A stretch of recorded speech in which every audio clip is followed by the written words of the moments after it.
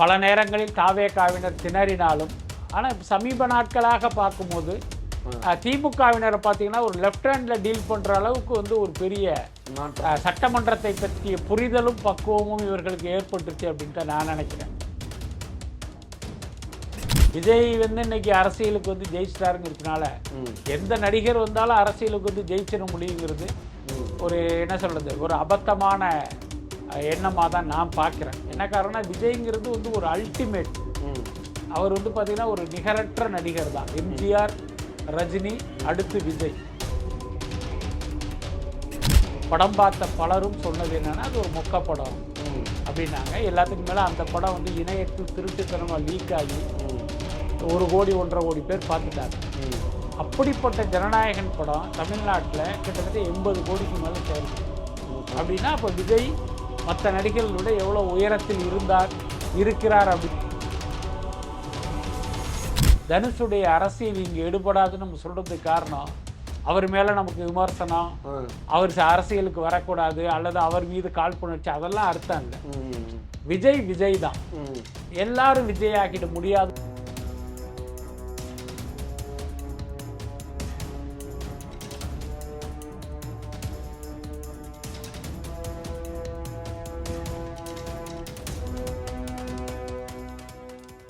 நம்மளோட அமைச்சர் விஸ்வநாதன் மேலேயும் சரி, அப்புறம் டிரான்ஸ்போர்ட் மினிஸ்டர் மேலேயும் சரி சில குற்றச்சாட்டுகள் வந்தபோது, அப்புறம் இன்னும் சில கேஸ் எல்லாம் இருக்குது. ஸோ இதனால அமைச்சரவை மாற்றம் வரப்போகுதுன்னு சொல்கிறாங்க. அப்படி அமைச்சரவை மாற்றம் வந்துச்சுன்னா அதை மக்களுக்கு எப்படி ப்ரொஜெக்ட் ஆகும் சார்? அப்போ அமைச்சர்கள் தப்பு பண்ணுறாங்களோ அப்படின்னு மக்கள் பார்ப்பாங்களோ, இது எப்படி எடுத்துக்கிறது? அதாவது 2 மாதிரி அதுக்கான எதிர்வினைங்கிறது இருக்கு. ஒன்று, இங்கே பாருங்க, இந்த அமைச்சர்கள்லாம் ஊழல் பண்ணிட்டாங்க அல்லது இவங்க ஒழுங்கா செயல்படலை, இவங்கெல்லாம் தற்குறிகள், இவங்களுக்கு ஆட்சி நடத்த தெரியல, அதனால தான் இவங்களை மாத்திட்டாங்கிற மாதிரி ஒரு கருத்து பரப்பப்படும். இன்னொரு பக்கம் அங்கே பாருங்க, விஜய் செயல்படாத அமைச்சர்களை தூக்கிட்டு திறமையானவர்களை கொண்டாடுறாரு பாருங்க அப்படின்னு அதை பாசிட்டிவாகவும் பார்க்கப்படும். ஆனால் அதனால நிச்சயமாக இந்த அமைச்சரவை மாற்றங்கள் நடக்கும்போது அதை எதிர்க்கட்சிகள் இந்த மாதிரி தான் ப்ரொஜெக்ட் பண்ண பார்ப்பாங்க. அதாவது விஜய் அமைச்சரவையில் இருப்பவர்கள்லாம் திறமையானவர்கள் கிடையாது, அவங்கெல்லாம் திறமை குறைவானவர்கள், என்ன அவங்களுக்கெல்லாம் எந்த நாலேஜும் கிடையாது, அரசியல் தெரியாது, என்னென்னமோ சொல்லுவாங்க. ஆனால் நீங்கள் தாவேகாவினர் அதை மக்கள்கிட்ட சரியாக எடுத்துகிட்டு போகணும். என்ன இங்கே பாருங்கள், விஜய் வந்து ரிவ்யூ பண்ணார், சிலருடைய செயல்பாடுகள் அவருக்கு திருப்தியாக இல்லை, அதனால அவர் மாற்றிட்டாருங்கிற மாதிரி அதை மக்கள்கிட்ட எடுத்துகிட்டு போகணும். பட் என்னுடைய தனிப்பட்ட கருத்து, எந்த அமைச்சருமே வந்து 5 வருடம் இருக்கணும்னு அவசியம்லாம் இல்லை. 1 வருடத்துக்கு ஒரு தடவை வந்து அமைச்சரவை வந்து ஒரு ரிவ்யூ பண்ணணும். அதில் அவர்களுடைய செயல்பாடுகளை முதல்வர் பார்க்கணும். நல்லா செயல்படுறாங்களா அவங்களுக்கு என்கரேஜ் பண்ணி உற்சாகப்படுத்தி இன்னும் நல்லா செயல்படுங்கன்னு அனுப்பணும். ரொம்ப சுமாராக பண்ணுறவங்கள்ட்ட வந்து ஒரு வார்ன் பண்ணி, இங்கே பாருங்க உங்களுடைய பெர்ஃபார்மன்ஸ் ரொம்ப கம்மியாக இருக்குது, உங்களை சரிப்படுத்திங்கன்னு ஒரு அவகாசத்தை கொடுக்கணும். ரொம்ப மோசமாக இருக்கிற அமைச்சர்களை நீக்கிட்டு வேறொரு அமைச்சர்களை கொண்டு வரணும். அது ஒரு சரியான விஷயம். இது திமுக அதிமுகவிலாம் அதை பண்ண மாட்டாங்க. என்ன காரணம்னா, பெரும்பாலான மாவட்ட செயலாளர்களை அவங்க மந்திரி ஆக்கியிருப்பாங்க. அவரை பதவியை விட்டு நீக்கினீங்கன்னா அங்கே மாவட்டத்தில் போய் பிரச்சனை பண்ணுவாங்க.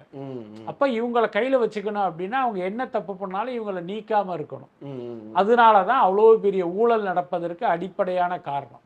தாவேக்காக்கு அந்த பிரச்சனை இல்லை. ஏன்னா அந்த கட்சி யாரை வச்சும் வளரலை, விஜயை வைத்து வந்த கட்சி, விஜயை வைத்து வளர்கிற கட்சி.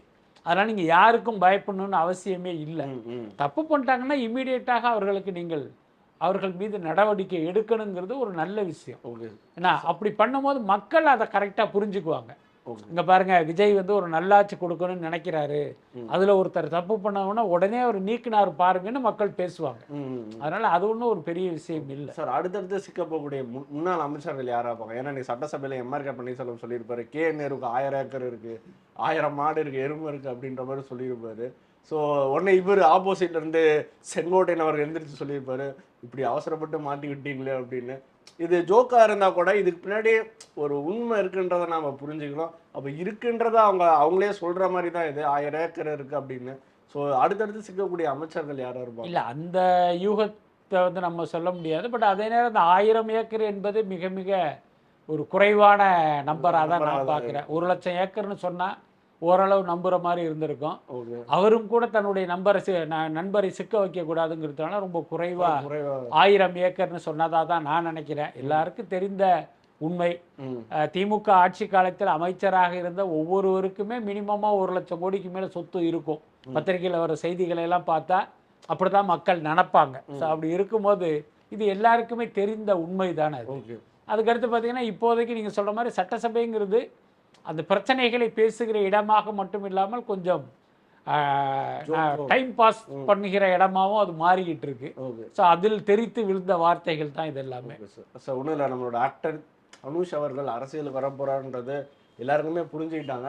அவரோட ஃபேன்ஸ் கிளப்லேருந்து ஒரு அனௌன்ஸ்மெண்ட் வந்துச்சு. என்ன அப்படின்னா, கோயம்புத்தூரில் இருக்கக்கூடிய 5 தொகுதியை சூஸ் பண்ணி அங்கே இருக்கக்கூடிய ஃபேன்ஸ் கிளப் எல்லாத்தையும் அந்த தொகுதியை பேஸ் பண்ணி நீங்களாம் போய் வேலை பாருங்க, அங்கே இருக்கக்கூடிய மெம்பர்ஸ் எல்லாம் நம்ம இயக்கத்தில் இணைங்க அப்படின்ற மாதிரி ஒரு சின்ன அறிவிப்பு வந்திருக்கு. இது எப்படி பார்க்குறீங்க சார்? அதான் விஜய் என்ன செய்தாரோ அதை இன்னைக்கு தனுஷ் பண்ணுகிறார் அப்படின்னு தான் நம்ம எடுத்துக்கணும். அதுக்கடுத்து பார்த்தீங்கன்னா இது வெறுமனே ரசிகர் மன்றத்தில் வந்த அறிவிப்புங்கிறது ரசிகர் மன்றம் தன்னிச்சையாக அறிவித்த அறிவிப்பாக இருக்காது. தனுஷுடைய அறிவுறுத்தலில் ரசிகர் மன்றங்கள் அதை முன்னெடுக்கிறாங்க, அப்படித்தான் நம்ம எடுத்துக்கணும். இப்போ விஜய் பார்த்தீங்கன்னா முதல்ல வந்தார், தொகுதி வாரியாக தான் விஜயினுடைய ஒவ்வொரு செயல்பாடுகளுமே இருக்கும். உதாரணத்துக்கு 10th + 2ல் அதிக மார்க் வாங்கிய மாணவிகளுக்கு பரிசு கொடுத்தாரு விஜய். அவர் மாவட்டம் தோறும் மாணவர்களை செலக்ட் பண்ணலை, தாலுக்கா தோறும் மாணவர்களை செலக்ட் பண்ணலை, ஒவ்வொரு தொகுதியில் இருந்தும் செலக்ட் பண்ணார். ஸோ அப்போவே நமக்கு தெரிஞ்சது இவர் அரசியலுக்கான ஒரு முன்னோட்டமாக தான் இதை செய்கிறார் அப்படின்னு நம்ம சொன்னோம். கிட்டத்தட்ட அதை தான் இன்னைக்கு தனுஷ் ரசிகர்களும் செய்கிறாங்க. பட் விஜய் வந்து இன்றைக்கு இருக்கிற இளம் தலைமுறை நடிகர்களுக்கெல்லாம் ஒரு பெரிய இன்ஸ்பிரேஷனாக மாறி இருக்கார் அப்படின்னு நினைக்கிறேன். அதனால தான் நேற்று வரை அரசியல் எண்ணம் இல்லாத தனுஷ் போன்றவர்களுக்கெல்லாம் அரசியல் ஆசை வந்திருக்கு. எல்லாத்துக்கும் மேலே மக்கள் அவர்களுக்கு உரிய பதிலை தருவார்கள். சார் ஏன் அவரால் வர முடியாது? அவர் மேலே இவர் குற்றச்சாட்டு வைக்கிறதுல என்ன நியாயம் இருக்குன்னு பார்க்குறீங்க தனுஷ் மேலே? இல்லை, குற்றச்சாட்டே கிடையாது. நீங்கள் இது அப்படி எடுத்துக்க வேண்டிய அவசியமே இல்லை. விஜய் தான், புரியுதா இல்லையா? விஜய் வந்து இன்னைக்கு அரசியலுக்கு வந்து ஜெயிச்சிட்டாருங்கிறதுனால எந்த நடிகர் வந்தாலும் அரசியலுக்கு வந்து ஜெயிச்சிட முடியுங்கிறது ஒரு என்ன சொல்றது, ஒரு அபத்தமான எண்ணமாக தான் நான் பார்க்குறேன். என்ன காரணம்னா விஜய்ங்கிறது வந்து ஒரு அல்டிமேட். அவர் வந்து பார்த்தீங்கன்னா ஒரு நிகரற்ற நடிகர் தான். எம்ஜிஆர், ரஜினி, அடுத்து விஜய். அப்போ விஜய் காலத்தில் இருக்கிறதுனால மற்றவர்களும் விஜய் மாதிரியெல்லாம் வந்துட முடியாது. ஒரு சின்ன உதாரணம் சொல்கிறேன். சூர்யா நடித்த படங்கள்லேயே ஒரு மிகப்பெரிய பிளாக் பஸ்டர் வெற்றி படம் எது தெரியுமா?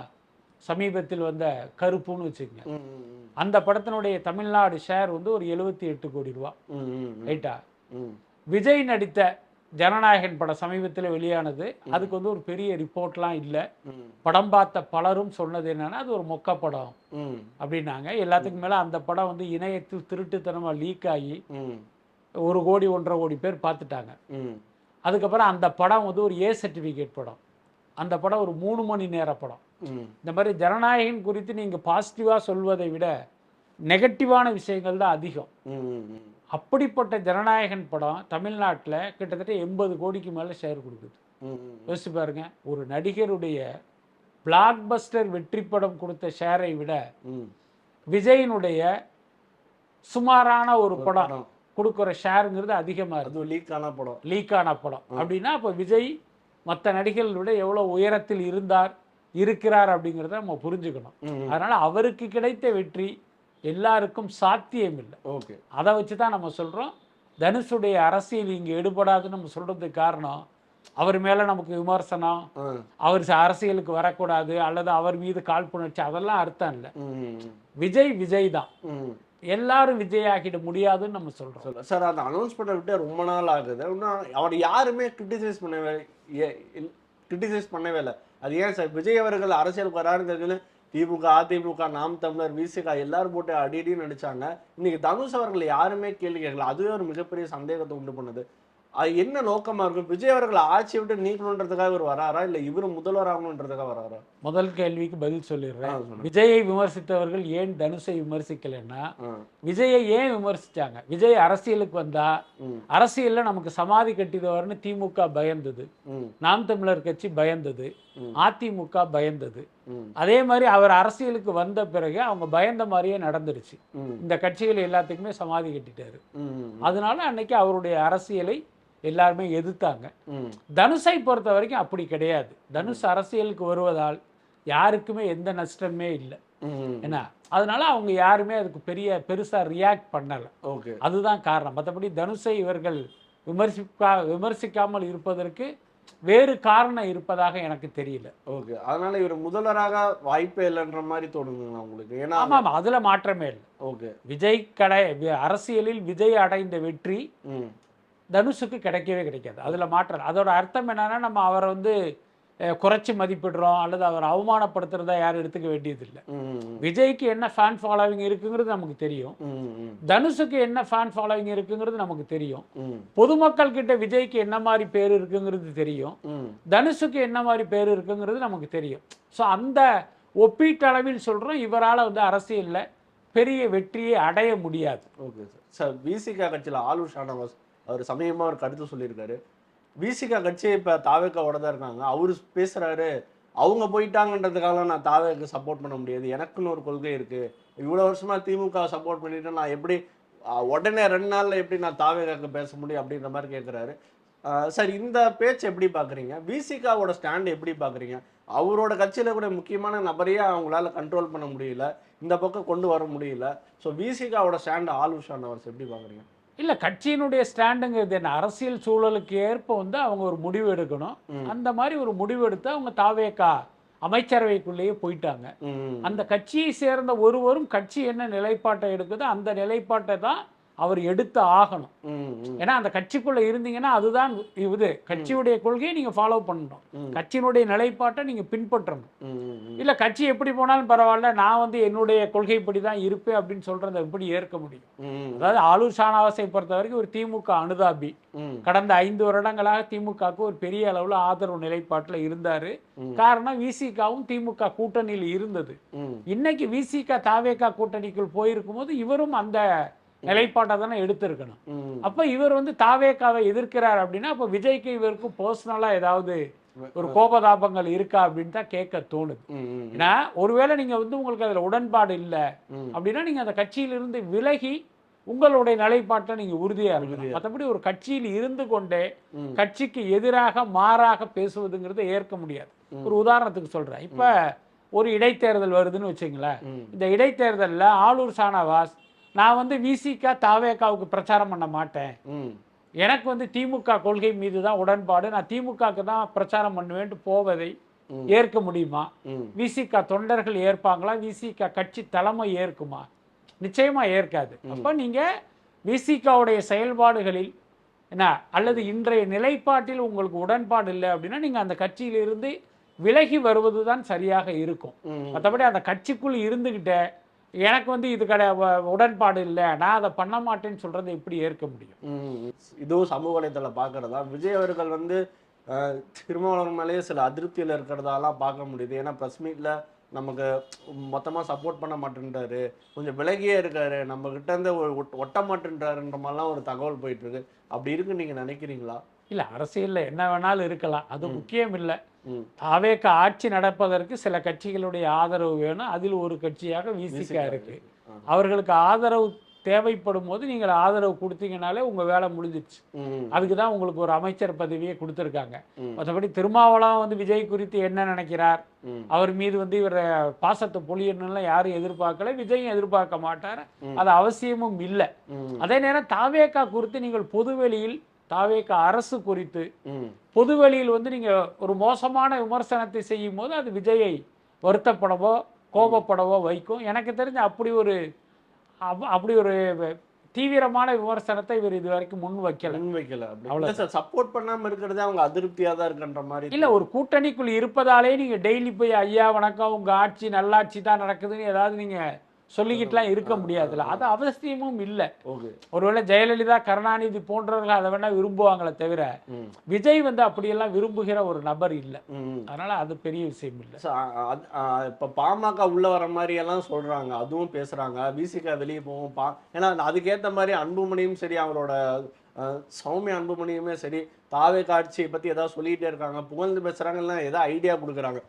ஒரு கிட்ட வந்துட்டாங்கன்னு தோணுது. எப்படி தோணுது உங்களுக்கு? இல்ல பாமக நிச்சயமாக எதிர்காலத்தில் தாவேகாவை நோக்கி வரும். அதுல மாற்றம் இல்லை. மாற்றம். என்ன காரணம், அவங்க இவ்வளவு நாள் அதிமுக பாஜக கூட்டணியில் இருந்தாங்க. ம். நம்ம சொன்ன மாதிரி அதிமுக அப்ப 3வது இடத்துக்கு போயிடுச்சு. பாஜகவுக்கு இங்க எதிர்காலம் இல்லை. அதே நேரம் அன்புமணியை பொறுத்த வரைக்கும் அவருக்கு வந்து ஒரு ஒன்றிய அமைச்சர் பதவி, அதுதான் அவருடைய ஒரே இலக்கு. அப்ப அது கிடைப்பதற்கு எந்த கூட்டணி சரியான கூட்டணி அப்படின்னு பார்ப்பாரு. 2029 தேர்தல் ட்ரெண்ட் பாஜக ஜெயிக்கிற மாதிரி தெரிஞ்சா அங்கேயே அவங்க நீடிப்பாங்க. இல்லைங்க இந்த தேர்தலில் பாஜக அவுட் ஆயிடும், காங்கிரஸ் தான் வரும் அப்படிங்கிற மாதிரி இருந்துச்சுன்னா அப்படி இந்த பக்கம் நகருவாங்க.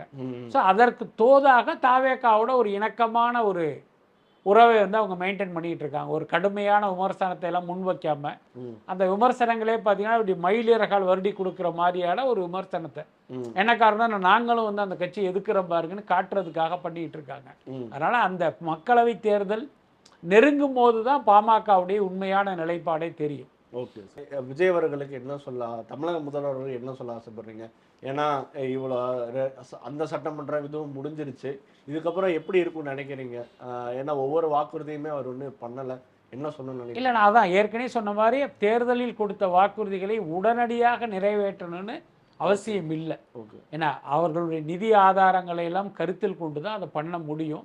எல்லாத்துக்கும் மேலே 5 ஆண்டு அவர் பதவியில் இருக்க போறார். அதனால மெல்ல மெல்ல அதையெல்லாம் நிறைவேற்றுவாங்க. விஜயை பொறுத்த வரைக்கும் மக்கள் வந்து அவர் மீது மிகப்பெரிய நம்பிக்கை வச்சிருக்காங்க.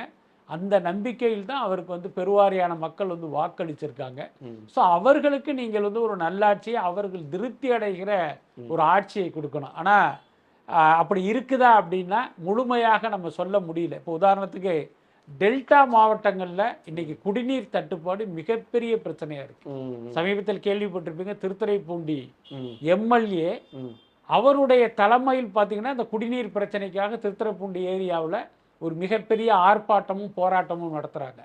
என்ன காரணம் அப்படின்னா அந்த பகுதி முழுக்க இன்னைக்கு பார்த்தீங்கன்னா வறட்சியில் வந்து அப்படியே பெரிய அளவில் வந்து அந்த மக்கள் பாதிக்கப்பட்டிருக்காங்க. ஆனால் இன்னும் வந்து அந்த மக்களுடைய குடிநீர் பிரச்சனை தீர்க்கப்படலை. ஸோ இந்த மாதிரி தமிழ்நாடு முழுக்க நிறைய பிரச்சனைகள் இருக்குது. அங்குள்ள இவர்களுடைய சட்டமன்ற உறுப்பினர்கள் மூலமாக அந்த மக்கள் பிரச்சனைகள் எல்லாம் தெரிந்து கொண்டு அது உடனடியாக அதையெல்லாம் நிறைவேற்றணும். ஸோ அந்த மாதிரி வந்து உங்கள் மீது மக்கள் வச்ச நம்பிக்கையை நீங்கள் நல்லாட்சி செய்வதன் மூலமாகத்தான் காப்பாற்றணும். நாங்கள் வந்து அதை பண்ணிடுவோம் இதை பண்ணிடுவோம்னு சொல்லாமல் அதை வந்து செய்து முடிக்கணும். அது வந்து ரொம்ப முக்கியமானது. சங்கீதா விஜய் அவர்கள் மீண்டும் இணைய போகிறதா ஒரு தகவல் போயிட்டு இருக்கு. இதை வந்து தாவேகாவோட அவங்களோட கட்சி உறுப்பினர்கள், தொண்டர்கள் எல்லாருமே ரொம்ப ஹாப்பியாக செலிப்ரேட் பண்ணுறாங்க. இது எவ்வளோ நல்ல விஷயமா பார்க்குறீங்க? இது ஏன் கேட்குறோன்னா, திமுக அதிமுக விஜய் அவர்கள் அடித்த ஒரே அடினா இது இந்த ஒன்று தான். இதை வச்சு தான் அவர் அடிச்சுக்கிட்டே இருப்பாங்க. இதுக்கு மேலே அதுக்கும் முடியாதுன்னு சொல்கிறாங்க. நீங்கள் எப்படி பார்க்குறீங்க இந்த நினைவை? இல்லை, பொதுவாகவே இப்போ விஜய் சங்கீதாவை தவிர்த்துட்டு பார்த்தீங்கன்னா ஒரு கணவன் மனைவிக்குள் வந்து ஒரு பிரிவு ஏற்படுவதுங்கிறதே ஒரு துயரமான விஷயம். அது யார் வாழ்க்கையில் நடந்தாலும் சரி. ஏன்னா ஒவ்வொருத்தவங்களும் திருமணம் செய்து கொள்ளும் போது பார்த்தீங்கன்னா அவங்களுக்கு வந்து நிறைய கனவுகள் இருக்கும். இந்த வாழ்க்கை துணையோட நம்ம வந்து ஒரு 100 வருஷம் சந்தோஷமா வாழ போறோம், வாழணும் அப்படிங்கிற எண்ணத்துல தான் அந்த ஒரு தாலி கட்டுறாங்கன்னு வச்சுக்கோமே. ஒரு தாலி கட்டும் போது 2 பேர் மனசுல என்ன ஓடும் அப்படின்னா நம்ம இந்த பார்ட்னர் கூட காலம் முழுக்க சந்தோஷமா இருக்கணும் அப்படின்னு தோணும். ஆனா அந்த கனவு நிறைவேறாமல் அந்த வாழ்க்கை ஒரு இடத்துல எங்கேயோ டிஸ்டர்ப் ஆகி 2 பேர் பிரிஞ்சு போறாங்க அப்படிங்கிறது உண்மையில் பார்த்தீங்கன்னா எந்த ஆறுதல் வார்த்தைகளாலும் சமன்படுத்த முடியாத ஒரு துயரம் அது. ஸோ அப்படி ஒன்று வந்து விஜய் வாழ்க்கையில் நடந்தது அப்படிங்கிறதுலாம் உண்மையில் அது ஏற்க முடியாத ஒரு விஷயந்தான் அது. பட் ஆனால் அது வாழ்க்கையில் அது நடந்துருச்சு. அதுக்கப்புறம் பார்த்தீங்கன்னா அப்படி ஒரு விஷயத்தை கேள்விப்படும் போதெல்லாம் நமக்கு தோணுன விஷயம் என்ன அப்படின்னா, இவங்க எப்படியாவது சரியாயிட மாட்டாங்களா, இவங்களுக்குள்ள ஏதாவது ஒரு இடத்துல ஒரு அண்டர்ஸ்டாண்டிங் ஏற்பட்டு மறுபடியும் வந்து இணைந்திர மாட்டாங்களா அப்படிங்கிற ஒரு எதிர்பார்ப்பு மற்றவர்களுக்கு எப்படியே தெரியாது, எனக்கு பர்சனலாக இருந்தது. ஏன்னா நம்ம விஜயை வந்து ரொம்ப க்ளோஸாக பார்த்துருக்கோம். ஸோ அவருடைய மனசுக்கு வந்து அவருடைய திருமண வாழ்க்கை வந்து தோல்வியில் முடியக்கூடாதுலாம் நம்ம நினச்சோம். ஆனால் அன்ஃபார்ச்சுனேட்லி அப்படி இல்லை. அது வந்து கோர்ட்டு வரைக்கும் அந்த இது அந்த வழக்கு போயிடுச்சு. அதுக்கப்புறம் நீங்கள் கேள்விப்பட்டீங்க, இப்போ போன வாரம் அந்த வழக்கு வருது, அதை அவங்க வித்ட்ரா பண்ணதா ஒரு செய்தி வருது. அதை பார்க்கும்போது 2 காரணங்களால் தான் அந்த வழக்கை வந்து அவங்க வாபஸ் பெற முன் வந்திருக்கணும். ஒன்று என்னன்னா, அவுட் ஆஃப் கோர்ட்டு செட்டில்மெண்ட்டில் நம்ம பேசி முடிச்சுக்கலாம், கோர்ட்டு வரைக்கும் போக வேணாம் அப்படிங்கிற ஒரு முடிவை 2 பேரும் எடுத்திருக்கணும். ம். அப்படி இல்லைன்னா சரி ஓகே, கடந்த காலத்தில் நடந்த கசப்பான சம்பவங்களை மறந்துட்டு ம். நம்ம வாழ்க்கையை தொடரலாம் அப்படின்னு அவங்க முடிவு எடுத்திருக்கணும். பட் ஆக்சுவலி விஜய் வாழ்க்கையில், சங்கீதா வாழ்க்கையில் என்ன நடந்துச்சுன்னு நமக்கு எக்ஸாக்டாக தெரியாது. என்னுடைய யூகமாக சொல்லணும் அப்படின்னா இந்த 2ல் ஏதோ ஒன்று நடந்திருக்கணும். அது என்னங்கிறது நம்ம பொறுத்து இருந்து தான் பார்க்கணும். Okay sir. சார் இப்போ என்ன கேள்வினா, இப்போ திடீர்னு எப்படி இந்த சேஞ்ச் வந்ததுன்னு தான் நிறைய பேர் கேள்வி இருக்கு. ஏன் அப்படின்னா, சரியா எலெக்ஷன் டேட் அனௌன்ஸ் பண்ணி 60 நாட்களுக்கு முன்னாடி இந்த இந்த விவாகரத்து கேஸ் போறாங்க. ரிசல்ட் வந்து ஆட்சி அமைச்சு 60 நாள் கழிச்சு இதை வித்ட்ரா பண்றாங்க. இது என்ன கணக்கு? அது 2 மாசம் முன்னாடி பின்னாடி இது என்ன கணக்கு சார்? அதான் முதல்ல அவங்க கோர்ட்டுக்கு போகும்போது அவங்களுக்கே நம்பிக்கை இருந்திருக்காது. விஜய் வந்து அரசியலில் ஜெயிப்பார், ஒரு முதலமைச்சராக வருவார் அப்படின்லாம் அவங்களுக்கு நம்பிக்கை இருந்திருக்காது. இன்னொன்று பார்த்தீங்கன்னா, ஒரு கணவராக நமக்கு வந்து இவர் மீது இப்படி ஒரு அதிருப்தி, அதனால் நம்ம இவர் வாழ்க்கையிலேருந்து நகர்ந்துடலான்னு நினச்சிருப்பாங்க. ஆனால் தேர்தல் முடிவுகள் வேறு மாதிரியாகி இன்றைக்கி அவர் ஒரு முதல்வர் பொறுப்பில் இருக்கார் அப்படிங்கும்போது அவங்களுடைய முடிவை மாற்றி கொண்டிருப்பதற்கு வாய்ப்பு இருக்கு. ஸோ அவ்வளவுதான், இதுக்கு மேலே நம்மளால் அதை யோசிக்க முடியல. இன்னொன்று பார்த்தீங்கன்னா, பொதுவாகவே இந்த நட்சத்திர ஒரு வாழ்க்கையில் நீங்கள் ரொம்ப கவனிச்சிங்கன்னா தெரியும், பலருடைய வாழ்க்கையில் இந்த மாதிரியான கசப்புணர்வுகள்லாம் இருக்கும். ஒரு கட்டத்தில் என்ன பண்ணுவாங்க அப்படின்னா, நடிகர்களுடைய மனைவின்னு எடுத்துக்கோமே, விவாகரத்து அளவுக்கெல்லாம் போவாங்க. ஒரு கட்டத்தில் வந்து அவங்களே சமாதானப்படுத்திக்கிட்டு இந்த அந்தஸ்தை நம்ம இழந்துடக்கூடாது, இந்த வாழ்க்கையை நம்ம என்ஜாய் பண்ணுவோங்கிற முடிவுக்கு கூட வந்துடுவாங்க. எனக்கு தெரிஞ்ச ஒரு ஹீரோ, அவருடைய மனைவி வந்து ஏற்கனவே மீடியாவில் ஒர்க் பண்ணவங்க. இந்த ஹீரோவுடைய ஆரம்ப காலத்திலே ஏதோ ஒரு கட்டத்தில் 2 பேரும் மீட் பண்ணி திருமணம் செஞ்சுக்கிட்டாங்க. அவங்களே எதிர்பாராத விதமாக இவர் பெரிய ஹீரோவாயிட்டார். ஆனால் இவருடைய பிகினிங் ஸ்டேஜ்லேயே அவங்க 2 பேருக்குள்ள ஒரு மிஸ் அண்டர்ஸ்டாண்டிங் வந்துருச்சு. ஒரு கட்டத்தில் என்ன பண்ணாங்க அப்படின்னா, இந்த ஹீரோ வளரக்கூடாதுங்கிறதுல அவங்க ரொம்ப கவனமாக இருந்தாங்க. இப்போ உதாரணத்துக்கு இவர் ஒரு கம்பெனிக்கு வாய்ப்பு கேட்டு போகிறாருன்னா, இவங்களுக்கும் ஒரு மீடியா தொடர்பு இருந்ததுனால இவங்க வேறு சோர்ஸை பிடிச்சி இந்த மாதிரி இவர் சான்ஸ் கேட்டால் கொடுக்காதீங்கிற அளவுக்கு அவருக்கான வாய்ப்புகளையே இவங்க டிஸ்டர்ப் பண்ணுற வேலையெல்லாம் இறங்கினாங்க. ஆனால் அதையும் மீறி அந்த ஹீரோ பட வாய்ப்புகளை பெற்று இன்னைக்கு பெரிய ஹீரோவாயிட்டார். அதுக்கப்புறம் பார்த்தீங்கன்னா, சரி இவருடைய வளர்ச்சியை அவங்களால தடுக்க முடியல, இவர் வாழ்க்கையிலேருந்து விலகி போயிடலாங்கிற அளவுக்குலாம் அவங்க யோசித்தாங்க. ஆனால் அதுக்கப்புறம் என்ன நடந்தது அப்படின்னா, எல்லா முடிவையும் கைவிட்டுட்டு இன்றைக்கி அந்த நடிகரோட தான் வாழ்ந்துட்டுருக்காங்க. என்ன காரணம், எனக்கு தனிப்பட்ட முறையில் நான் யோசிக்கும் போது என்ன தோணுச்சுன்னா, ஸோ இந்த அந்தஸ்தை வந்து நம்ம இழந்துட வேணாம். அது நடிகருடைய மனைவிங்கிறதே ஒரு பெரிய அடையாளம் தானே. ஸோ அதை அவங்க என்ஜாய் பண்ண ஆரம்பிச்சிட்டாங்கன்னு தான் நான் புரிஞ்சுக்கிட்டேன். அது மாதிரி இது பொதுவாகவே எல்லாரும் சொல்ல முடியாது, பெரும்பாலான நடிகர்களுடைய வாழ்க்கையில் நடக்கிற ஒரு விஷயமா தான் இது இருக்குது. சரி, இப்போ அவங்களோட ஃபேன்ஸ்லாம் என்ன சொல்கிறாங்கன்னா, ஒன்றும் இல்லை, அவரோட விஜய் சாரோட பையன் வந்து ஒரு இன்டர்வியூ கொடுத்துருப்பாரு. அந்த இன்டர்வியூ தான் பெரிய பிரேக்கிங் டேர்னிங் பாயிண்ட் என்ன சொல்லலாம். அதுக்கப்புறம் தான் இவங்களை அறிவிச்சிருக்காங்க. ஸோ அப்பா அம்மாவை ஒன்றிணைத்த மகன் அப்படின்னு வேணால் எடுத்துக்கலாமா? இல்லை, இது எல்லாமே யூகம் தான். ஏன்னா இப்போ அவருடைய வாழ்க்கையில் என்ன நடக்குதுன்னே நமக்கு தெரியாது. எல்லாத்துக்கும் மேலே விஜய் நடிகராக இருக்கும்போது அவருடைய வாழ்க்கையில், அவருடைய பர்சனல் லைஃப்பில் என்ன நடக்குதுங்கிறத எந்த மீடியாக்களாலும் கண்டுபிடிக்க முடியல. அதுதான் உண்மை. உதாரணத்துக்கு பாருங்க, 2017 சங்கீதாவும் விஜயும் வந்து தனியாக பிரிஞ்சுட்டாங்க. அதை அவங்க கோர்ட்டில் போய் அஃபிடவிட்டை தாக்கல் பண்ணும்போது தான் நமக்கே தெரியுது. அப்போ 2017 எந்த மீடியாவிலும் இது செய்தியாகவே வரலையே. என்ன காரணம்னா, அங்கே என்ன நடக்குதுங்கிறது அந்த மீடியாக்களால் ஸ்மெல் பண்ண முடியல. அதுதான் உண்மை. ஸோ இன்றைக்கி அவர் முதலமைச்சராக ஆன பிறகு அங்கே என்ன நடக்குதுன்னு யாருக்குமே தெரியாது. அதனால் அந்த யூகமாக நம்ம பேசுகிறோம் அப்படின்னு தான் நான் நினைக்கிறேன். Okay sir. இப்போ சமீபத்திய ரூமர்ஸ் என்ன ஸ்ட்ராங்காக போகுதுன்னா, சினிமா படத்துக்கு ஆடியோ லான்ச் கண்டிப்பாக வைப்பாங்க. அதில் இவர் ஆல்ரெடி அப்பா அப்பான்னு பேசிகிட்டு இருக்காரு. ஸோ அப்பா அம்மா ஒன்றிணைந்து வருவாங்கன்ற மாதிரிலாம் ஒரு பயங்கரமான ரூமர் போகுது. நீங்கள் பார்த்துருப்பீங்க, என்ன சார் உண்மையாது? இல்லை, எனக்கு தெரிஞ்ச அதற்கான வாய்ப்புங்கிறது ரொம்ப குறைவு தான். நடக்குமா சார்? இல்லை, அதற்கான வாய்ப்பு ரொம்ப குறைவு அப்படின்னு தான் நான் நினைக்கிறேன். பட் அதே நேரம் இந்த வதந்திகள் உண்மையானாலும் ஆச்சரியப்படுவதற்கு இல்லை. ஏன்னா இப்போ நடக்கிறது எல்லாமே நம்ம யூகத்துக்குள் வராத விஷயங்கள்லாம் நடந்துக்கிட்டு இருக்கு. ஸோ அப்படி இருக்கும்போது இதுவும் ஒருவேளை நடக்கலாம். ஆனால் எனக்கு தெரிஞ்ச அதற்கான வாய்ப்புங்கிறது ரொம்ப ரொம்ப குறைவு தான். இன்னைக்கு நடந்த சட்டமன்றம் அதுதான் இப்போ பிரேக்கிங் நியூஸாக போயிட்டு இருக்கு. ரொம்ப ரொம்ப சிறப்பா இருந்தது. இதுக்கு முன்னாடி இன்னைக்கு நடந்த சட்டமன்றத்தை எப்படி பாக்குறீங்க? அது பொதுவாகவே இப்போ கடந்த சில நாட்களாகவே சட்டமன்ற நிகழ்வுகள் வந்து பரபரப்பாக போயிட்டு இருக்கு.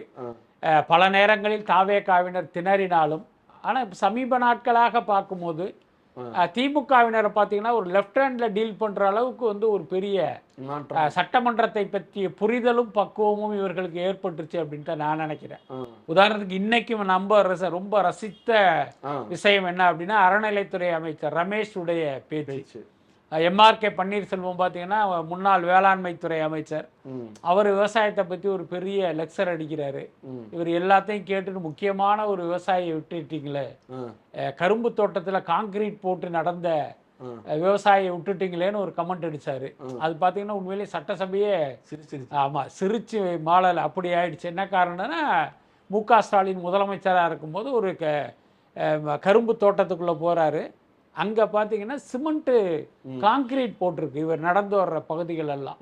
அப்போ எந்த அளவுக்கு வந்து முதல்வர் வந்து ஒரு போலியான ஆட்சியை நடத்தியிருக்கார் என்பதற்கான ஒரு பெரிய உதாரணம் தான் அது. அவர் கூட அடிக்கடி என்ன பண்ணுவார்னா, டெல்டா பக்கம் போனால் கழுத்தில் ஒரு பச்சை துண்டை போட்டு நானும் விவசாயி தான், நானும் டெல்டா மாவட்டத்தை சேர்ந்தவன் தான் அப்படின்லாம் சொல்லுவார். ஆனால் அதே ஸ்டாலின் தான் துணை முதல்வராக இருந்த காலகட்டத்தில் டெல்டாவில் மீத்தேன் எடுப்பதற்கான அந்த ஆரம்ப கட்ட பணிகளுக்கு அனுமதி கொடுத்தவரே அவர் தான். ஸோ அந்த மாதிரி பார்த்தீங்கன்னா தன்னை ஒரு விவசாயியாக போலியாக வந்து ஒரு அடையாளப்படுத்துவார். அதை வந்து இன்னைக்கு இந்த ரமேஷ் வந்து அம்பலப்படுத்தினார். உண்மையில் அதெல்லாம் பார்ப்பதற்கு வந்து சுவாரஸ்யமாகவும் இருந்தது, உண்மையாகவும் இருந்தது. ஸோ இப்போ சமீப நாட்களாக பார்க்கும்போது தாவேகாவை சேர்ந்தவர்கள் திமுக வந்து எப்படி ஹேண்டில் பண்றதுங்கிறத கத்துக்கிட்டாங்க.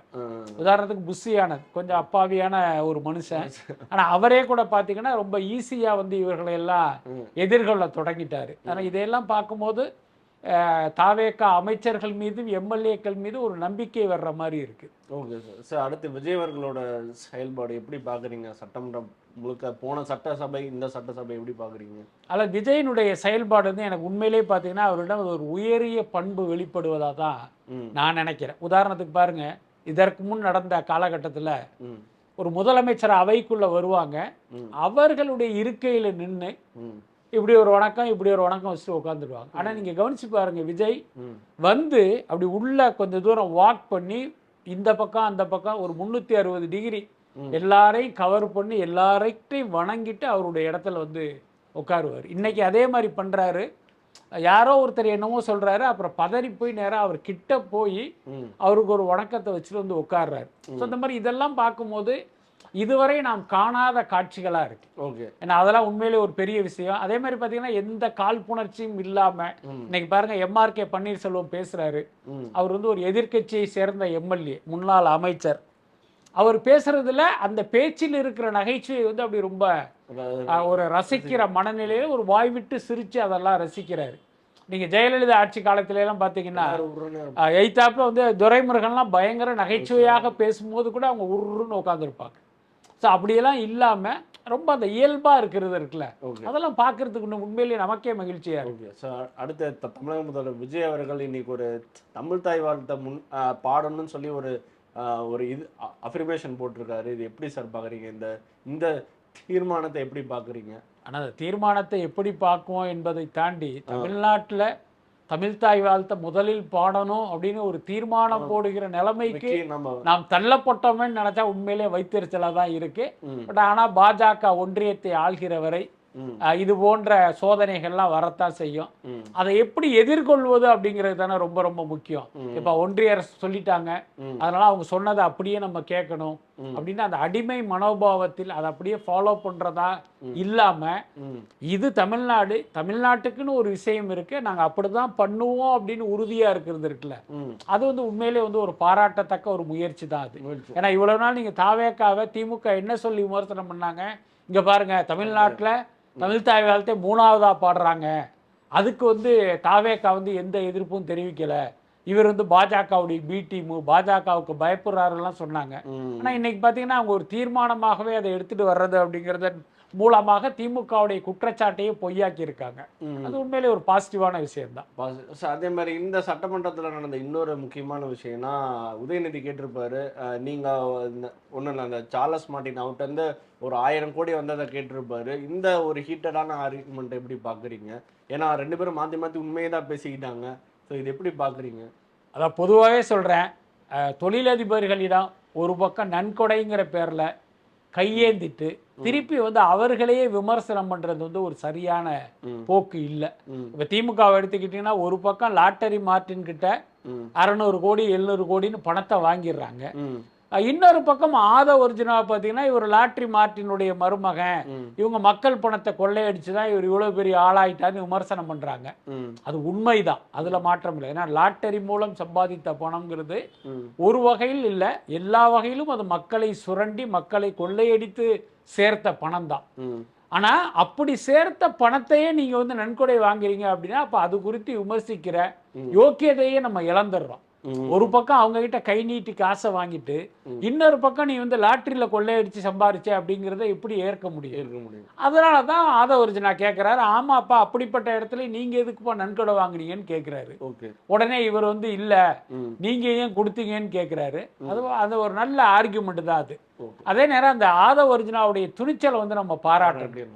என்னன்னா இப்ப நம்ம மாமனார் குறித்து இந்த மாதிரி பேசுறாங்களே அப்படின்னு வந்து அவர் முடங்கி போகாம அல்லது சோர்ந்து போகாம அந்த வார்த்தைக்கு வார்த்தை வந்து அவர் பதிலடி கொடுக்கறது இருக்குல்ல, அது உண்மையிலே பார்க்க சுவாரஸ்யமா தான் இருக்கு. சுவாரஸ்யமா. So okay sir. ஸோ இப்போ அண்மையில் வந்த தகவல் பார்த்தீங்கன்னா, தமிழ்நாடு அரசோட அமைத்த ஒரு அறங்காவலர் குழு இருக்கு. மாநில அறங்காவலர் குழுவில் நம்மளோட அர்ச்சனா கல்பாத்தியும் இருக்காங்க. இந்த உத்தரவுமே இப்போ ஒரு பிரேக்கிங்காக போயிட்டு இருக்கு. ஏன்னா ஆரம்பத்துலேருந்தே நம்மளோட தமிழக முதல்வர் மேலே குற்றச்சாட்டுனா அவரோட சினிமா சார்ந்த நபர்களை அரசு பணி அந்த அரசு குழுவில் இணைக்கிறது மிகப்பெரிய குற்றச்சாட்டாக போயிட்டு இருக்கு. இது எப்படி பார்க்குறீங்க சார்? ஆமாம், நானும் அதை பார்த்தேன். பட் அதில் வந்து எனக்கு பர்சனல் ஏற்புடையதாக இல்லை. இது என்ன அப்படின்னா இப்போ அறங்காவலர் குழுவில் உள்ளவர்களை தேர்வு செய்வதற்கான ஒரு கமிட்டின்னு நினைக்கிறேன், அப்படிதான் நான் புரிஞ்சுக்கிட்டேன். அதில் வந்து இவரை வந்து ஒரு உறுப்பினராக போட்டிருக்காங்க. அர்ச்சனா கல்பாத்தி விஜய் அவர்களுக்கு நண்பராக இருக்கலாம். இன்னொன்று அவங்களும் வந்து ஒரு திறமையான ஒரு பெண் தொழிலதிபர், அதிலெல்லாம் மாற்றம் இல்லை. அதுக்கு வந்து ஒரு வேறொரு உரிய பொறுப்பை கொடுத்துருக்கலாம். இப்போ உதாரணத்துக்கு ஒரு திரைப்படத்துறை சார்ந்து நீங்கள் ஏதோ ஒரு கமிட்டி அமைக்கிறீங்க, ஒரு சிறந்த தமிழ்நாடு அரசு விருது தேர்வுக்கு ஒரு குழு அமைக்கிறீங்க, அந்த மாதிரியான விஷயங்களுக்கு அர்ச்சனா கல்பாத்தியை போட்டிருந்தீங்கன்னா அது பொருத்தமாகவும் இருந்திருக்கும். அதை விட்டுட்டு சம்பந்தமே இல்லாம ஒரு கோவில் சார்ந்த ஒரு குழுவுக்கு வந்து அவங்கள போட்டது வந்து தனிப்பட்ட முறையில் கேட்டீங்கன்னா எனக்கு அது ஏற்புடையது இல்லை. ஓகே. ஸோ இந்த குற்றச்சாட்டு அடிக்கடி வந்துட்டே இருக்குது நம்மளோட தமிழக முதல்வர் மேல. சினிமா சார்ந்து இருக்க ஒன்றும் இல்லை, அந்த இதுக்கு முன்னாடி இந்த கோட் இல்லை, நம்மளோட சரணாயன் படத்தோட ப்ரொடியூசரை உள்ள கொண்டு வந்தது, இவங்கள உள்ள கொண்டு வந்தது, இப்படி இது எவ்வளவு பெரிய ஆபத்துக்கு கொண்டு போகும்னு நினைக்கிறீங்க? அதாவது விஜய் அவர்களுடைய அவரை வளர்த்த வாழ வைத்த துறை வந்து திரைப்படத்துறை, அதில் எந்த மாற்றமே இல்லை. அதுக்காக நீங்கள் அரசு பதவிகள் எல்லாத்தையுமே சினிமாக்காரர்களுக்கு அள்ளி கொடுக்கணும்னு எந்த அவசியமும் இல்லை. எல்லாத்துக்கும் மேலே நீங்கள் திரைத்துறையின் முதலமைச்சர் கிடையாது, தமிழ்நாட்டு மக்களின் முதலமைச்சர். அதை முதல்ல நம்ம கவனத்தில் வச்சுக்கணும். எல்லாத்துக்கும் மேலே ஒவ்வொரு இதுலேயும் பொருத்தமாக யார் இருக்காங்களோ அவங்களுக்கு தானே நீங்கள் கொடுக்க முடியும். நீங்கள் நம்மளை வாழ வைத்த துறை அப்படிங்கிறதுனால எல்லா டிபார்ட்மெண்ட்லையும் சினிமாக்காரங்களை கொண்டு போய் உட்கார வச்சிட முடியாது. அதனால் அது வந்து ஒரு சரியான விஷயம் இல்லை. விஜய் அவர்கள் வந்து இந்த விஷயத்தில் வந்து இன்னும் கொஞ்சம் ஆழமாக யோசிக்கணும். ஏன்னா உங்கள் மீது வந்து சுமத்தப்படுகிற முக்கியமான விமர்சனங்களில் ஒன்றாக இது இருக்கு. ஆனால் அதை நீங்கள் தொடர்ந்து செய்கிறப்போ என்னன்னு கேட்டிங்கன்னா எந்த விமர்சனம் பற்றியும் நான் கவலைப்பட மாட்டேன், விமர்சனம் எனக்கு முக்கியம் இல்லைங்கிற ஒரு அர்த்தமும் அதுக்குள்ளார வந்துடும். அதனால விஜய் அவர்கள் இந்த விஷயத்துல கொஞ்சம் கூடுதல் கவனம் செலுத்தணும். சார், நீங்க ஆரம்பத்திலே சொன்னீங்க விஜய் அவர்கள், தமிழக முதல்வர் விஜய் அவர்கள் ரொம்ப புத்திசாலித்தனமா அதெல்லாம் சில விஷயங்களா பண்ணியிருக்காரு.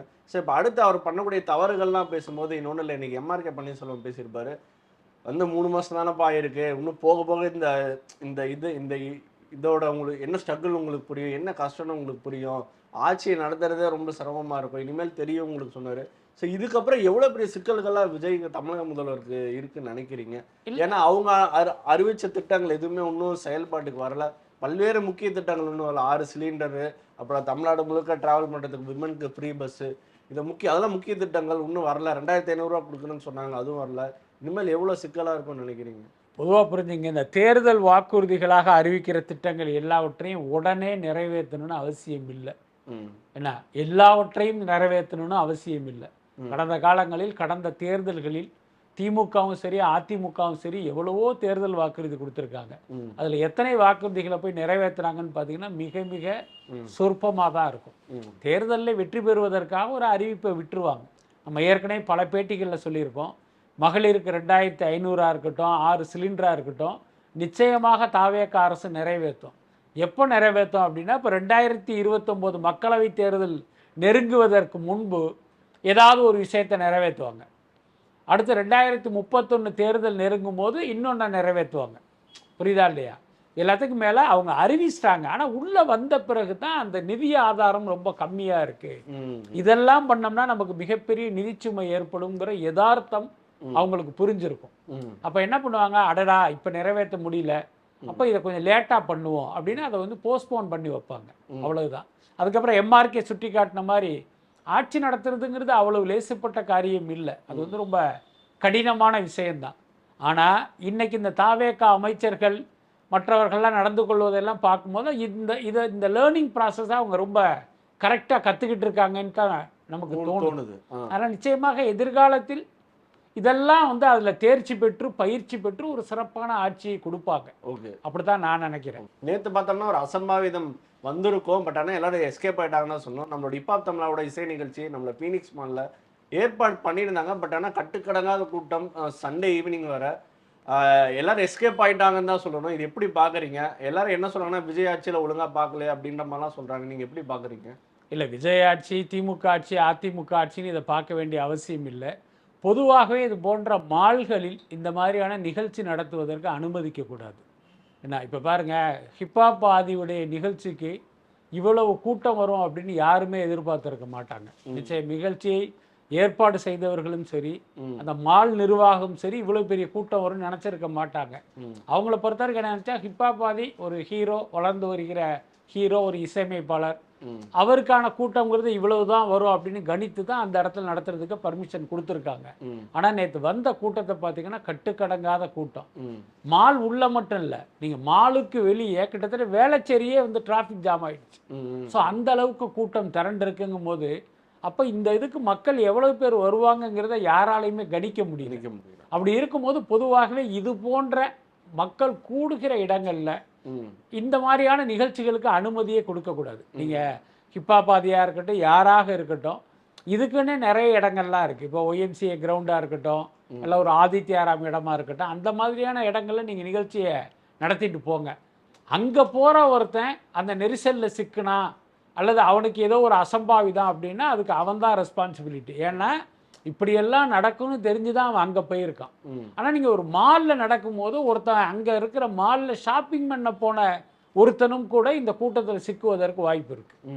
அதனால் பொதுவாக இந்த மாதிரி இடங்களில் இந்த ஆதி போன்ற இசை நிகழ்ச்சிகள் நடத்துவதற்கு அனுமதி கொடுக்கக்கூடாது. இதை வந்து ஒரு பாடமாக நம்ம எடுத்துக்கணும்.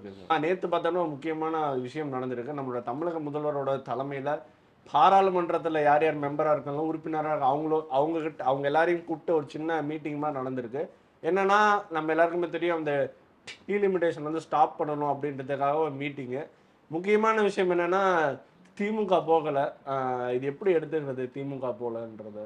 அதாவது இந்த தொகுதி மறுசீரமைப்பு அப்படிங்கிறது தமிழ்நாட்டுக்கு இழைக்கப்பட இருக்கிற மிகப்பெரிய அநீதி. திமுக ஆட்சி காலத்தில் இதைத்தான் அவங்க ஒரு பெரிய விஷயமா பேசிட்டு இருந்தாங்க. அதுக்காக பல முன்னெடுப்புகள்லாம் செஞ்சாங்கங்கிறத நம்ம பார்த்தோம். ஆனால் இன்றைக்கு திமுகவுடைய நிலைப்பாட்டில் வந்து ஒரு பெரிய மாற்றம்.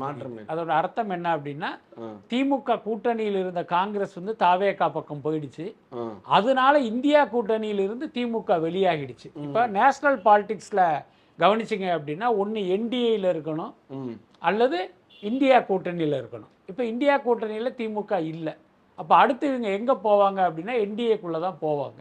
அப்போ நேற்று வரைக்கும் மதவாத கட்சி, மதவாத கூட்டணின்னு பாஜகவை எதிர்த்துட்டு இன்னைக்கு வந்து என்டிஏ கூட்டணிக்குள்ளே போனீங்க அப்படின்னா அங்கே மக்கள் வந்து திமுகவை இன்னும் மோசமாக நிராகரிப்பதற்கு வாய்ப்பு இருக்குது. அப்போ அதன் உள்ளே செல்வதற்கு, அதை ஜஸ்டிஃபை பண்ணுறதுக்கு இவர்களுக்கு ஒரு காரணம் தேவைப்படுது. என்ன. ஸோ அப்படி ஒரு காரணத்துக்காக இவங்க வெயிட் பண்ணிட்டு இருக்காங்க.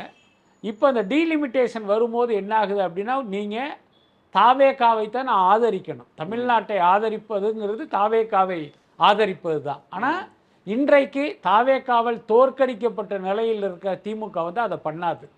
அப்போ என்ன பண்ணணும் அப்படின்னா, இவர்கள் நிச்சயமாக பாஜக பக்கம் தான் போவாங்க. இப்போ என்ன பண்ணிட்டாங்க, நேற்று வரைக்கும் டீலிமிட்டேஷன் வேணான்னு சொன்னவங்க இன்னைக்கு என்ன சொல்றாங்க, நாங்கள் சில யோசனைகள்லாம் சொல்லியிருக்கோம், அதை அவங்க அக்செப்ட் பண்ணிக்கிட்டா அதை நாங்கள் ஏற்போங்கிற மாதிரி அந்த ஒரு இடத்துக்கு வந்திருக்காங்க. அப்போ என்னன்னு கேட்டீங்கன்னா, விரைவில் இவர்கள் பாஜகவுடைய ஆதரவு நிலைப்பாட்டை எடுக்க போறாங்க. இதுதான் நடக்க போற விஷயம். ஆனா இவர்களை விட பெரிய கில்லாடி யாருன்னா தமிழ்நாட்டின் முதலமைச்சர் விஜய் தான். ஏன்னா நேற்று நடந்த கூட்டம்ங்கிறது அது வெறுமனே டீலிமிட்டேஷன் குறித்த கூட்டமெல்லாம் இல்லை. அப்படி ஒரு கூட்டத்தை, அனைத்து கட்சி எம்பிக்கள் கூட்டத்தை கூட்டுவோம், யாரெல்லாம் வரலையோ அவர்களை தமிழ்நாட்டின் துரோகிகளாக மக்கள் கிட்ட நம்ம அடையாளப்படுத்தணும், மக்கள் கிட்ட அவர்களை அம்பலப்படுத்தணும்னு அவர் நினைச்சாரு. கிட்டத்தட்ட அதுதான் நடந்திருக்கு. இப்ப பாருங்க, தாவேகா என்ன கையில் எடுப்பாங்கன்னா, இப்ப தொகுதி மறுசீரமைப்புக்கு திமுக ஆதரவா இருக்கு, தமிழ்நாட்டினுடைய நலனுக்கு எதிரான பாஜகவுக்கு திமுக சொம்படிக்க போகுதுங்கிற ஒரு விஷயத்தை இவங்க கையில் எடுக்க போறாங்க. அதனால விஜய் செய்தது இவங்க என்ன நினைச்சிருப்பாங்க, ஆஹா விஜய் வந்து ஒரு எம்பிக்கள் கூட்டத்தை கூட்டினாரு, அதுல ஒரு 37 பேர் வரல, அப்ப அந்த எம்பிக்கள் கூட்டமே வந்து தோல்வி அடைஞ்சிருச்சுன்னு இவங்க நினைப்பாங்க. நீங்க மேலோட்டமா பாத்தீங்கன்னா அது தோல்வி அடைஞ்சதா இருக்கலாம், ஆனா ரொம்ப நுணுக்கமா பார்த்தா அது திமுகவுக்கு தாவேகா வைத்த ஆப்பு. அதுதான் உண்மை. அதை வந்து விஜய் வந்து ரொம்ப கரெக்டாக பண்ணிட்டாருன்னு தான் நான் நினைக்கிறேன். சார், இப்போ மக்கள் முன்னாடி அமலப்பட்டாங்கன்னு உங்களுக்கு தோணுதா? திமுகவும் சரி, இன்னும் மக்கள் நீதி மையம் கமலா இருக்கட்டும், பல பேர் போகலை, ஸோ இது மூலம் மக்களுக்கு அமலப்பட்டாங்கன்னு தோணுதா? நிச்சயமாக அதில் எந்த மாற்றமே இல்லை. ஏன்னா உங்களுக்கு இந்த தொகுதி மறுசீரமைப்பை நீங்கள் எதிர்ப்பவராக இருந்தால் மொதல் ஆளாக அங்கே போய் உட்காந்துருக்கணுங்க.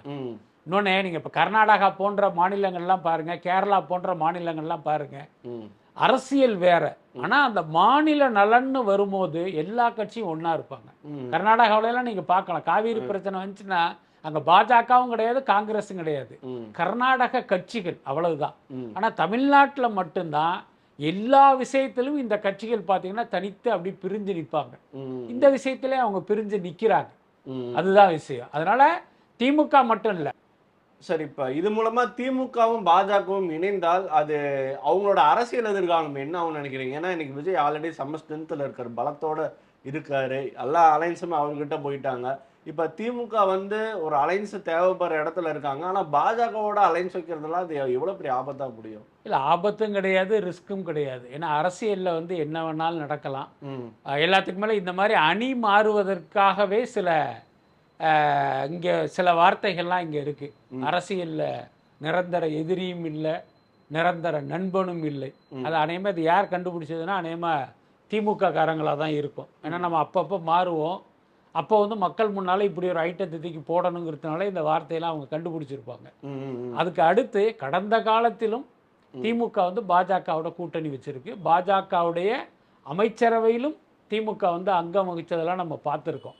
அதனால இதெல்லாம் வந்து பார்த்தீங்கன்னா ஒரு சின்ன அதிர்ச்சியை கொடுத்தாலும் காலப்போக்கில் வந்து மக்கள் ஏற்றுக்குவாங்க. எல்லாத்துக்கும் மேலே ஏற்கனவே பாருங்கள், டீலிமிட்டேஷனை எதிர்க்கிறோங்கிறது தான் நேற்று வரைக்கும் திமுகவுடைய நிலைப்பாடாக இருந்தது.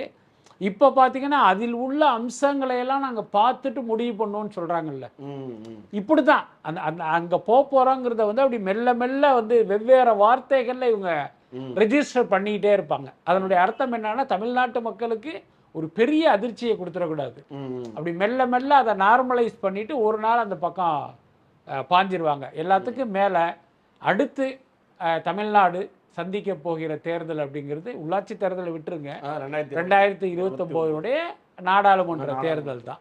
ஸோ அன்னைக்கு என்ன நடக்கும் அப்படின்னா, யார் பிரதமர் அவ்வளவுதான், மோடி இல்லையோ அல்லது யாரோ ஒருத்தர், பாஜகவா காங்கிரஸா அப்படின்னு வரும்போது இப்போ திமுக என்ன பண்ணுன்னா, இப்போ ஏதோ ஒரு கட்சியை சார்ந்து தான் நின்னாகணும்.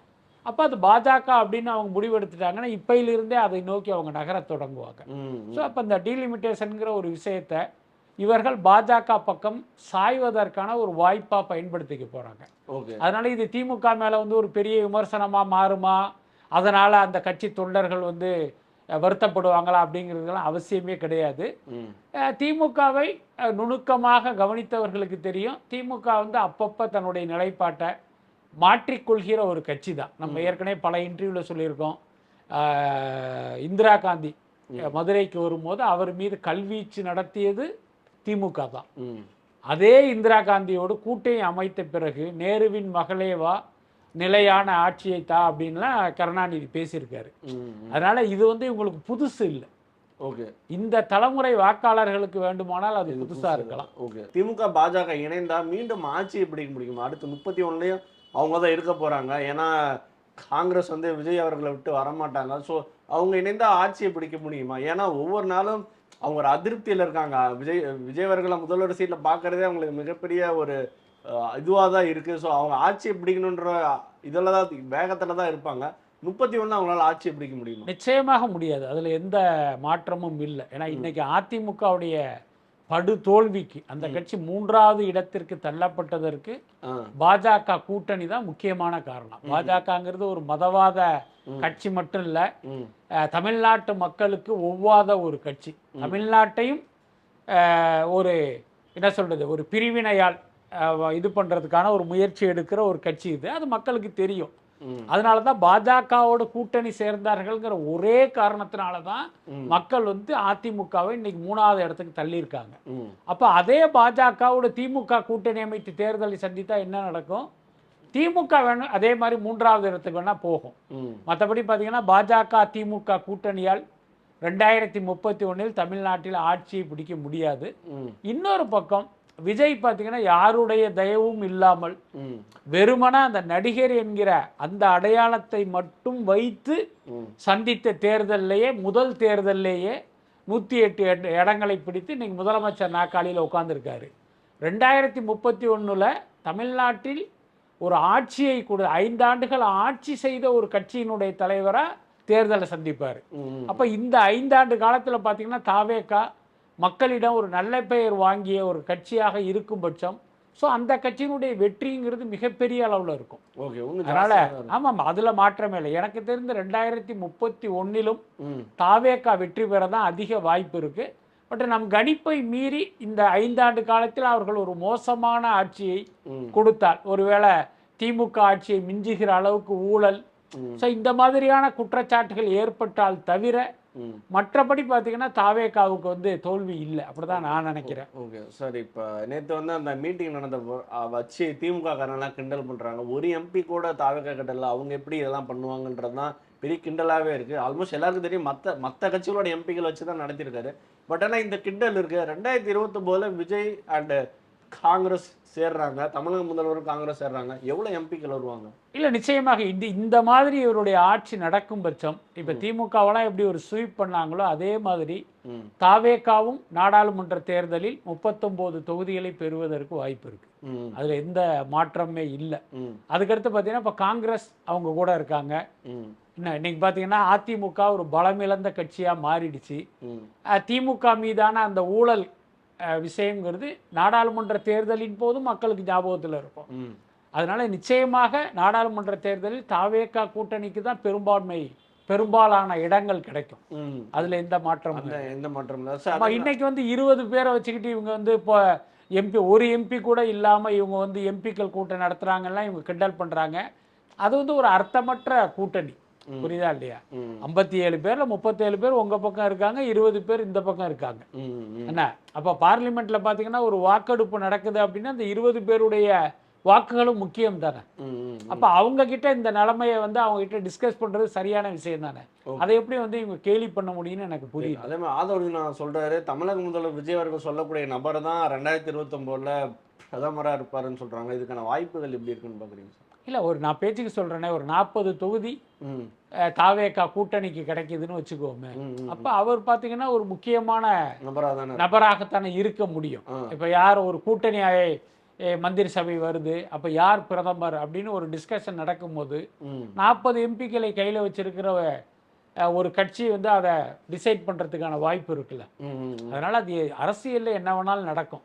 அதை நம்ம கருத்தில் எடுத்துக்கணும். ஓகே சார், நன்றி சார். நன்றி.